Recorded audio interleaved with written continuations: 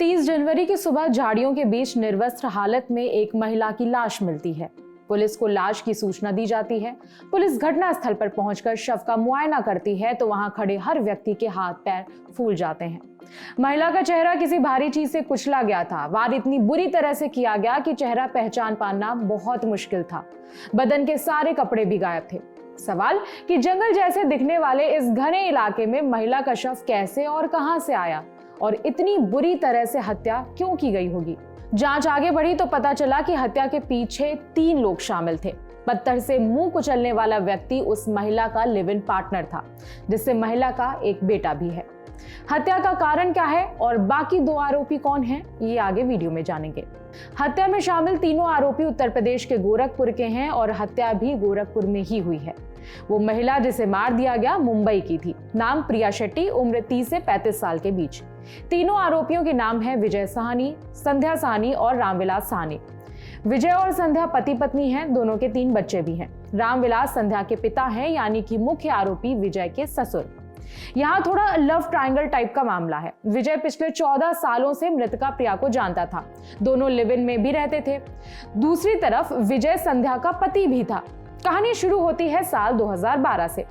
आज तक से जुड़े गजेंद्र त्रिपाठी की रिपोर्ट के मुताबिक 2012 में एक ऑफिस विजिट के दौरान विजय और प्रिया शेट्टी की पहली बार मुलाकात हुई थी। जगह थी मुंबई। गोरखपुर का विजय नौकरी के लिए मुंबई में रहता था। 2012 में दोनों की दोस्ती हुई और कुछ ही दिनों में प्यार हो गया। दोनों लिव इन में रहने लगे। दैनिक भास्कर की रिपोर्ट के मुताबिक इस दौरान दोनों ने एक मंदिर में शादी की और एक बेटा भी हुआ।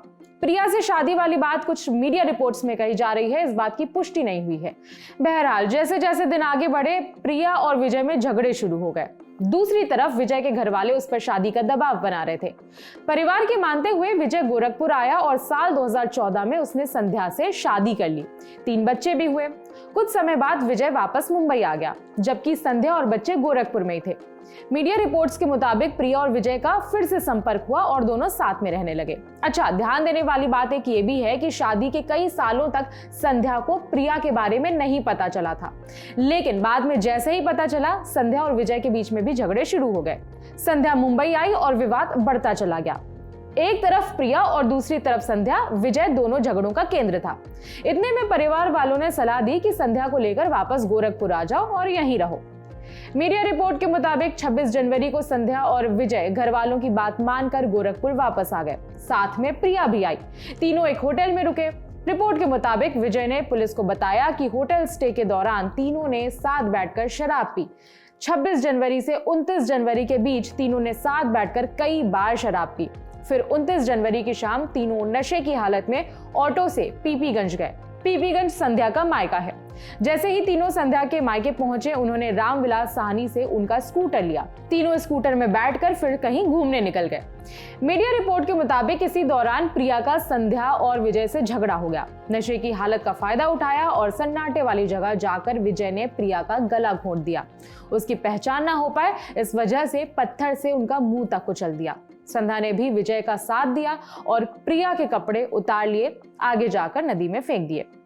हत्या के बाद पति पत्नी होटल आए और सो गए। अगले दिन सैलून जाकर विजय ने अपने बाल कटवा लिए, दाढ़ी भी कटवा ली, ताकि सीसीटीवी से उसकी शक्ल मैच ना हो पाए। वहीं दूसरी तरफ लावारिस लाश को देखकर वॉक करने आए लोग पुलिस को अब तक खबर दे चुके थे। पुलिस ने पहले सीसीटीवी खंगाला, ऑटो ड्राइवर को पकड़ा और फिर उसके बयान के आधार पर तीनों आरोपियों को गिरफ्तार किया। पुलिस के मुताबिक रामविलास ने भी इस केस में बेटी और दामाद का साथ दिया था। अब सुनिए पुलिस का बयान। जी हाँ, जब वहाँ जानकारी इनको मुंबई में ही हो गई थी, उसके बाद ये लोग 2-3 दिन पहले यहाँ पे गोरखपुर आए थे और गोरखपुर के विभिन्न जगहों पर रहे, मंदिरों में घूमे।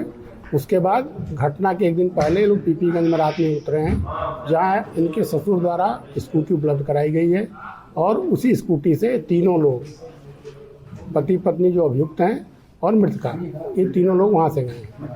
बच्चा जी हाँ, बता 14-15 साल का, यहाँ पे नहीं है, मुंबई में। फिलहाल तीनों पुलिस की हिरासत में हैं और पूछताछ चल रही है। कोई जरूरी अपडेट आता है तो आप तक पहुंचाएंगे। मेरा नाम है विभावरी। देखते रहिए दी लेलन टॉप।